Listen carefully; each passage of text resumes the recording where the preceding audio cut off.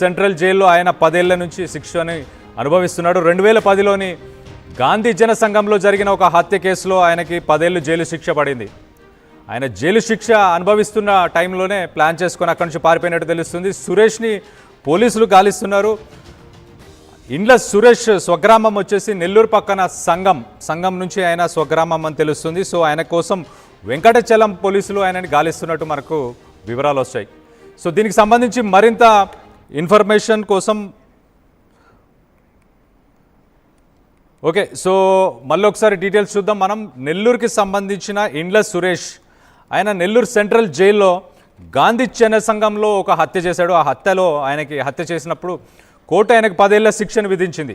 ఆ 10 ఏళ్ల శిక్షని ఆయన అనుభవిస్తున్నప్పుడు ఆ జైలు నుంచి పారిపోయిన తర్వాత పోలీసులు ఆయన వెతుకుతున్నారు. ఆయన నెల్లూరుకి ఏదైతే పక్కనే ఉన్న సంఘం అని చెప్పేసి ఉందో సంఘం మండలానికి సంబంధించి ఆయన అక్కడి నుంచి సో దానికి సంబంధించి మరిన్ని వివరాలు మా ప్రతినిధి గయాస్తో మాట్లాడి తెలుసుకునే ప్రయత్నం చేద్దాం.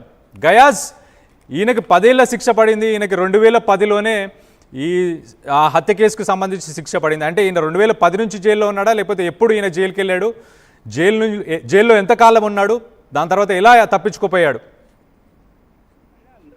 నిన్న రాత్రి నెల్లూరు సెంట్రల్ జైలు నుంచి ఇండ్ల సురేష్ అనే రిమాండ్ ఖైదీ కాదు, శిక్ష ఖైదీ అతను అక్కడి నుంచి జైలు నుంచి తప్పించుకుని పోవడం జరిగింది. అయితే నెల్లూరు సెంట్రల్ జైల్లో 2 విభాగాలు ఉంటాయి, రిమాండ్ ఖైదీలు, అదేవిధంగా శిక్ష పడిన ఖైదీలు. అంటే శిక్ష పడిన ఖైదీలంతా ఓపెనర్ జైల్లో ఉంటారు వాళ్ళంతా. అయితే వాళ్ళని ఫ్రీగా జైల్లో వదిలేస్తారు. దీంతో ఏంటంటే నిన్న సాయంత్రం మొత్తం ఖైదీని మొత్తం లెక్క చేసుకునే సమయంలో ఒక ఖైదీ లెక్క తక్కువ వచ్చింది. ఎవరని విచారించగా సురేష్ అని తేలింది. అయితే 2010లో అతను సంగం మండలం గిరిజన సంఘంలో ఒక హత్య కేసులో అతను శిక్ష పడింది. అతనికి 2010 నుంచి అతను జైల్లో ఉన్నాడు. 10 సంవత్సరాలు శిక్ష పడింది అతనికి, 14 సంవత్సరాలు శిక్ష పడింది. అయితే అతను ఇంకా ఒక 2-3 నెలల్లోనే అతను జైలు నుంచి విడుదలయ్యే అవకాశాలు కూడా ఉన్నాయి. అంటే శిక్ష కూడా పూర్తి అవుతుంది. అయితే అతను ఎందుకో నిన్న సాయంత్రం అతను జైలు నుంచి పరారవడం జరిగింది. అయితే పోలీసులు ఇతని కోసం జిల్లా వ్యాప్తంగా రెడ్ అలర్ట్ చేశారు, అతని కోసం గాలిస్తున్నారు. ఈ రోజు అతను ఆచూకీ ఇంతవరకు తెలియదు. అయితే పోలీసులు ప్రత్యేక బృందాలు ఏర్పడి సంగం మండలంలోని గాంధీ జనసంఘం అదేవిధంగా వాళ్ళ బంధువులు వీళ్లకు వచ్చే అవకాశాలు ఉండడంతో నెల్లూరు జిల్లా అదేవిధంగా విజయవాడ, చెన్నైలో వాళ్ళ బంధువులు ఉన్నారు, అక్కడికి వెళ్లి ఉంటారని కూడా అతని కోసం ప్రత్యేక బృందాలు అయితే వెళ్లి ఉన్నాయి. కృష్ణ, గయాజ్, ఇప్పుడు ఆయన 2-3 నెలల్లోనే బయటకు వచ్చే అవకాశం ఉన్నప్పుడు ఈయన జైలు నుంచి పారిపోవాల్సిన అవసరం ఏముంది? అంటే ఏమన్నా దానికి ఏమైనా స్పెసిఫిక్ రీజన్స్ ఏమన్నా ఉన్నాయా? రీజన్స్ అనేది ఏం లేవు కృష్ణ. మామూలుగా జైలు అధికారులు అదే చెప్తున్నారు. ఇంకా అతను ఒక 2-3 నెలల్లో వెళ్ళిపోతాడు, అనవసరంగా అతను మళ్ళీ ఇరకాటంలో పడ్డాడు, మళ్ళీ అతని మీద కేసులు వచ్చి మళ్ళీ శిక్ష అనుభవించాల్సి ఉంటుంది. అయితే అతను ఎందుకు వెళ్ళాడు అనేది తెలీదు. 10 సంవత్సరాల నుంచి అతను జైల్లో ఉన్నాడు, సత్ప్రవర్తన కలిగి ఉన్నాడు, చాలా అందరితో బాగున్నాడు. అయితే ఎందుకు వెళ్ళిపోయాడు అనేది కూడా అర్థం కాలేని పరిస్థితి అని కూడా జైలు అధికారులు కూడా చెప్తున్నారు. కృష్ణ, గయాస్, అసలు జైలు నుంచి ఆయన బయటకు ఎట్లా పారిపోయాడు? దానికంటే ఆయన సినిమా స్టైల్లో ఏమైనా వెళ్ళాడా, గోడలు దూకి వెళ్ళాడా, లేకపోతే దానికి సంబంధించి ఏంటి, దానికి ఏమైనా డీటెయిల్స్ ఉన్నాయా దానికి సంబంధించి? డీటెయిల్స్ ఏం లేదు. అతను 2010 ఆ ప్రాంతంలో సంగం మండలంలోని గిరిజన సంఘం కాలనీ అంటే జనసంఘం కాలనీలో ఒక హత్య కేసులో ముద్దాయి అతనికి శిక్ష పడింది. అయితే అతను చాలా రోజుల నుంచి అంటే బలవంతంగా కష్టంగా జైలు జీవితం గడుపుతా వస్తున్నాడు.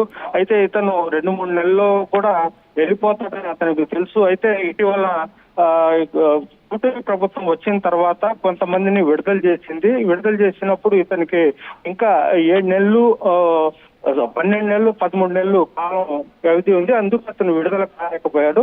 అప్పట్లో అతను మనస్తాపానికి గురైనట్లు తోటి ఖైదీలు కూడా చెబుతున్నారు. అయితే ఇతను మళ్ళీ వెళ్తాడో లేదో తెలియదు,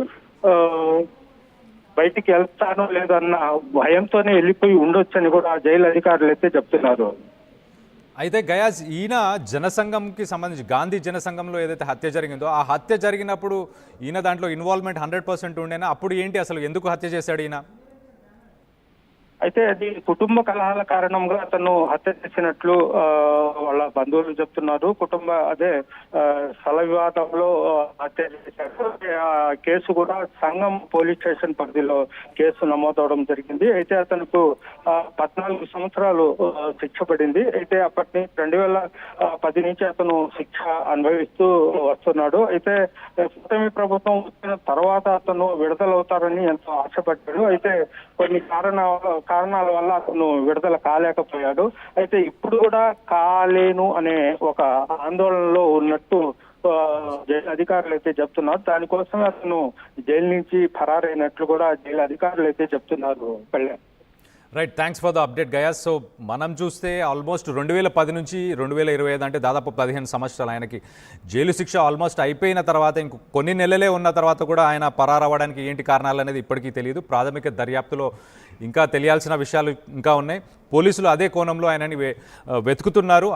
చెన్నైలో కావచ్చు, నెల్లూరులో కావచ్చు, అలాగే నెల్లూరు పక్కన ఏదైతే సంగం అనే మండలం ఉందో సంగంలో కూడా ఆయన కోసం వెతుకుతున్నట్టు మనకు తెలుస్తుంది. సో కూటమి ప్రభుత్వం వచ్చిన తర్వాత చాలామందికి జైలు శిక్షని తగ్గించారు, జైలు నుంచి విడుదల కూడా చేశారు. తనకి అలాంటి అవకాశం రాలేదు. నేను సత్ప్రవర్తనతోనే ఇన్ని సంవత్సరాల నుంచి జైల్లో ఉన్నాను, అందరితో మంచిగా ఉన్నాను, నేను పూర్తిగా మారిపోయిన తర్వాత కూడా నాకు అలాంటి అవకాశం రాలేదు, మరి రాకపోవచ్చు, మరి ఇంకా నా జైల్లో నా ఉండాల్సిన జీవితం ఇంకా పొడిగింపు జరిగే అవకాశం ఉందని మరి భయపడ్డాడో ఏంటో మరి తెలియదు. కానీ ఆ జైలు నుంచి పారిపోయే యత్నం చేసి ఆయన పారిపోయినట్టు మనకు తెలుస్తుంది. సో జస్ట్ ఇంకొక 3-4 నెలల్లో మరి 7 నెలల్లో కాలం మాత్రమే ఉంది ఆయనకి జైలు జీవితము.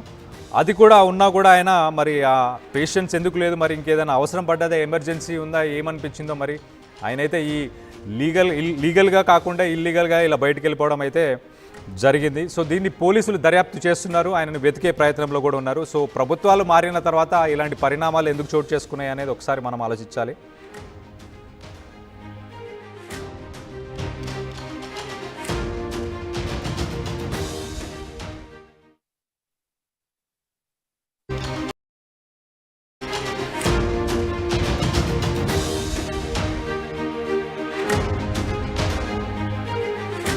బ్రేకింగ్ న్యూస్ చూస్తున్నాం. నెల్లూరు జిల్లాలోని ఒక ఖైదీ రిమాండ్ నుంచి పారిపోయాడు. సెంట్రల్ జైల్లో ఆయన 10 ఏళ్ల నుంచి శిక్షని అనుభవిస్తున్నాడు. 2010లోని గాంధీ జన సంఘంలో జరిగిన ఒక హత్య కేసులో ఆయనకి 10 ఏళ్ళు జైలు శిక్ష పడింది. ఆయన జైలు శిక్ష అనుభవిస్తున్న టైంలోనే ప్లాన్ చేసుకొని అక్కడి నుంచి పారిపోయినట్టు తెలుస్తుంది. సురేష్ని పోలీసులు గాలిస్తున్నారు.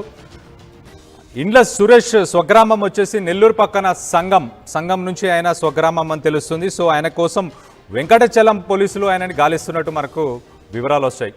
సో దీనికి సంబంధించి మరింత ఇన్ఫర్మేషన్ కోసం సో మళ్ళీ ఒకసారి డీటెయిల్స్ చూద్దాం మనం. నెల్లూరుకి సంబంధించిన ఇండ్ల సురేష్ ఆయన నెల్లూరు సెంట్రల్ జైల్లో గాంధీ జన సంఘంలో ఒక హత్య చేశాడు. ఆ హత్యలో ఆయనకి హత్య చేసినప్పుడు కోర్టు ఆయనకు 10 ఏళ్ల శిక్షను విధించింది. ఆ 10 ఏళ్ల శిక్షని ఆయన అనుభవిస్తున్నప్పుడు ఆ జైలు నుంచి పారిపోయాడు. పారిపోయిన తర్వాత పోలీసులు ఆయన వెతుకుతున్నారు. ఆయన నెల్లూరుకి